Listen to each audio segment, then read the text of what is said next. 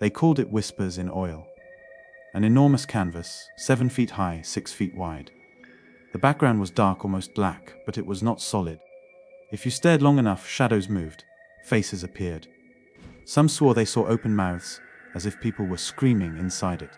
At the center was a narrow hallway, dimly lit, endless, painted so precisely it looked real. The hallway pulled people in. The artist, Elliot Greaves, was a recluse. No interviews, no press. He showed his work once a year, then disappeared. This painting was different. He unveiled it at a small gallery in a quiet town.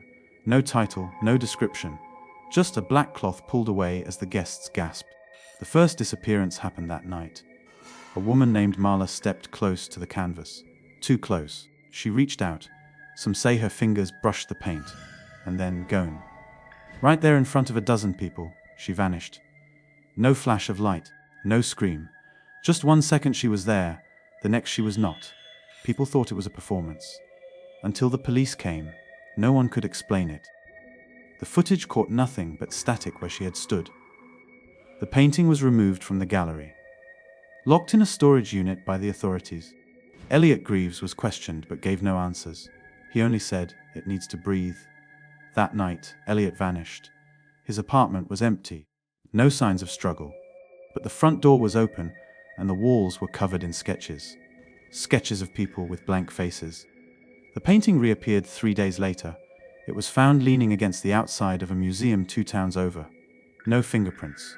No security footage. But now there were changes. In the hallway, if you looked carefully, you could see a figure. A woman, mid-stride. It was Marla. The museum refused to display it.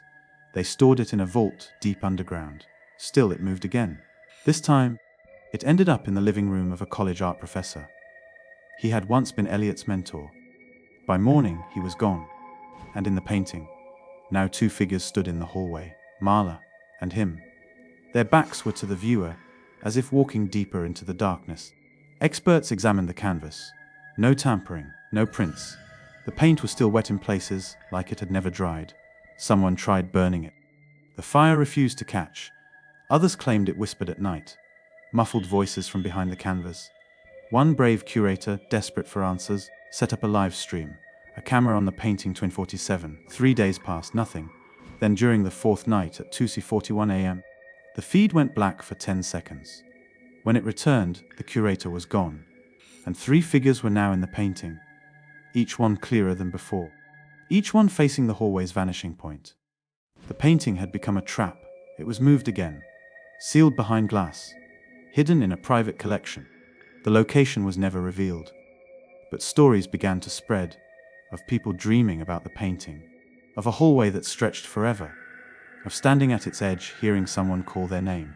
Some said Elliot had painted a doorway. Not metaphorical. A literal doorway to something beyond. Something that fed on souls. That used the painting as bait. Others believed Elliot never vanished. They believed he was inside the painting.